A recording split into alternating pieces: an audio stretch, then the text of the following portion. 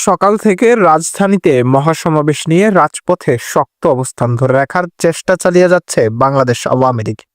পাশাপাশি তাদের সাথে সমাবেশে যোগ দিতে দেখা গেছে সদ্য নিষিদ্ধ সংগঠন বাংলাদেশ ছাত্রলীগকেও। অনুমান করা যাচ্ছে 4 থেকে 5 লাখ আওয়ামী লীগ নেতাকর্মীদের দখলে রয়েছে রাজধানীর মিরপুর সহ অধিকাংশ এলাকাগুলো। রাজধানীর পাশাপাশি রাজশাহী, গোপালগঞ্জ, বরিশাল সহ দেশের বিভিন্ন স্থানে ঘোষণা করেছে আওয়ামী লীগের নতুন কর্মসূচি। আওয়ামী লীগের নতুন কর্মসূচি নিয়ে বিস্তারিত জানাচ্ছেন সহকর্মী আতিকুল ইসলাম।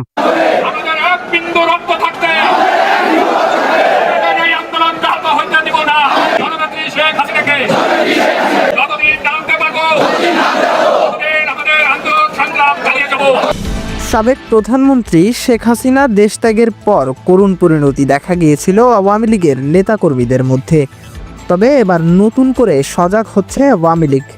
সাবেক প্রধানমন্ত্রী শেখ হাসিনাকে দেশে ফেরাতে রাজধানীর রাজপথ দখল করে রেখেছে আওয়ামী লীগের নেতাকর্মীরা। সেই সাথে নতুন কর্মসূচি ঘোষণা দেওয়ার কথাও জানিয়েছেন আওয়ামী লীগের তৃণমূলের নেতাকর্মীরা। আতিকুল ইসলাম, নিউজ ডেস্ক।